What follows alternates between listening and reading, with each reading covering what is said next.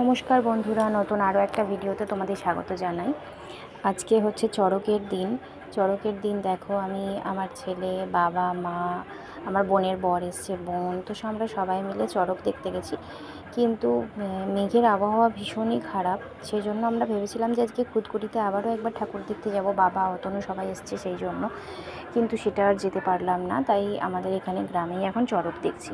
তো আগে থেকে যদি ঠিক করতাম যে এখানে চড়ক দেখবো, তাহলে আমরা অনেকটা সকাল সকালই এসে লাইন দিতাম এবং পুরো ভিডিওটা তোমাদেরকে প্রথম থেকে শেয়ার করতাম।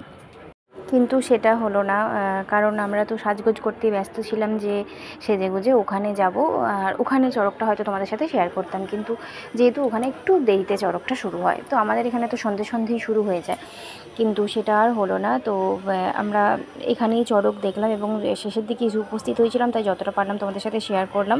আর চড়ক হয়ে যাবার পরে দেখো সবাই এখন বসেছে, আর ওদেরকে এখন সবাইকে শান্তির জল ছেটানো এই সমস্ত কিছু করা হচ্ছে, যেহেতু কালকে পয়লা বৈশাখ আর আজকে যেহেতু পুরো শেষ দিন, সেই হিসাবে বাকি যে সমস্ত কিছু আরও নিয়মকানুন থাকে সেগুলো হচ্ছে। তো আমাদের মন্দির এবং মন্দির চত্বর আর চড়কের কিছু নিয়ম তোমাদের সাথে দেখালাম। আশা করছি যতটা দেখেছো তোমাদের ভালোই লাগবে। আর এটা হচ্ছে পরের দিনকার ভিডিও, মানে হচ্ছে পয়লা বৈশাখের। আর আজকে তোমাদের দাদাভাই আর ভীষ্মও এসেছে আমাদের বাড়িতে।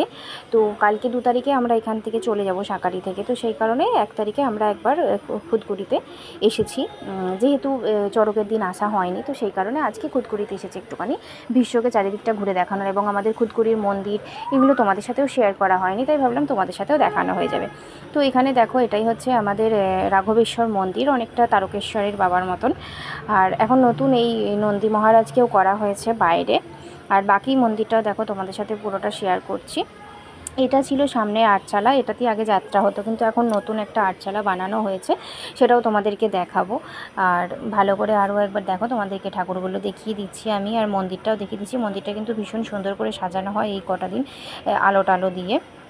আজকে যেহেতু পয়লা বৈশাখ, তাই জন্য লোকজনও অতটা খুব একটা বেশি নেই, তবুও খুব একটা কমও যে আছে তাও নয়। এখানেও চড়ক তো আগের দিন মিটেই গেছে, তো ভক্তরাও সব যে যার মতন বাড়িতে, শুধু যে কজন মোটামুটি মেলা দেখতে এসছে সেই রকমই লোকজনের কিছুটা ভিড় আছে। তো এই যে আমাদের মন্দিরটা দেখো, এখনও মন্দির চত্বর পুরো ফাঁকা, মানে যে খুব বসি মন্দির চত্বরে যে এই কটা দিন লোকজন ছিল সেরকম কিন্তু ব্যাপার নেই, পুরো ফাঁকাই মতোই চারিদিকের পরিবেশটা।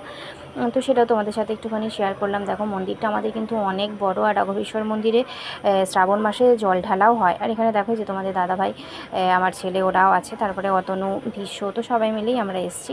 আর এই যে নন্দী মহারাজ দেখো এখানে বলেছিলাম দেখাবো।